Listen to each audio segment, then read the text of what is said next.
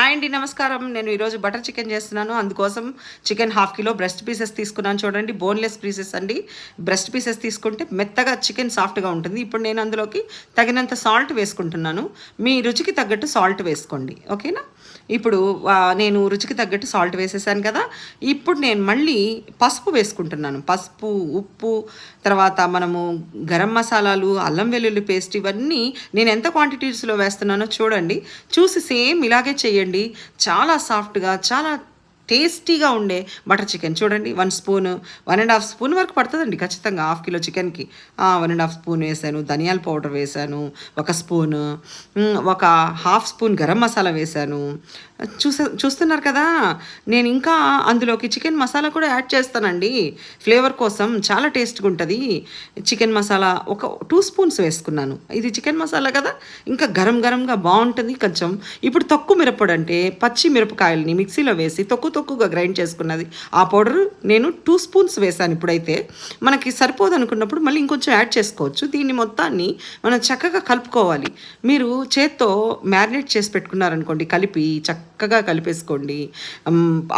అందులో ఉన్న ఉప్పు, కారము, ఇవన్నీ గరం మసాలాలు దానికి పట్టి ఆ సాఫ్ట్గా ఉండి ఒక 1/2 అవర్ నానబెడతాం కదా. ఇది చూడండి, సరిపోలేదండి, నేను మళ్ళీ ఇంకో స్పూన్ వేసుకున్నాను.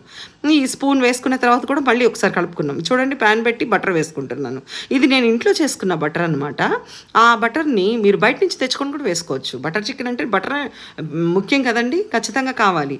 దీన్ని నేను ఒక 4 స్పూన్స్ వరకు బటర్ వేసుకున్నానండి.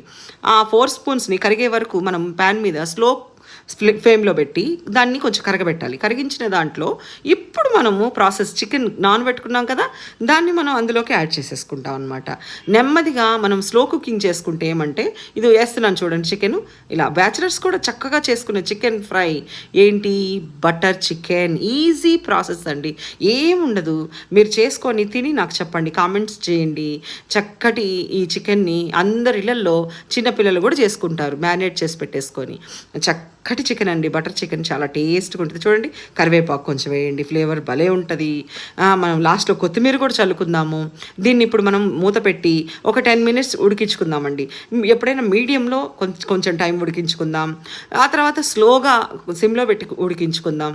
అలా చేసినప్పుడు ఈ బటర్ చికెన్ అనేది చాలా సాఫ్ట్ అయ్యి చాలా టేస్ట్గా ఉంటుందండి. తినేటప్పుడు మనము పప్పులోకి, పచ్చట్లోకి, దేంట్లోకైనా వేసుకోవచ్చు. చూడండి, 10 మినిట్స్ తర్వాత ఎంత చూడటానికి ఇప్పుడే నోట్లో పెట్టేసుకొని తినేసేయచ్చు అన్నట్టుగా నోరు ఊరిపోతుందండి. ఇప్పుడు ఫైనల్గా వచ్చేసింది చికెన్. మనం కొంచెం కొత్తిమీర యాడ్ చేసుకొని ఇంకా తినేద్దాం బటర్ చికెన్.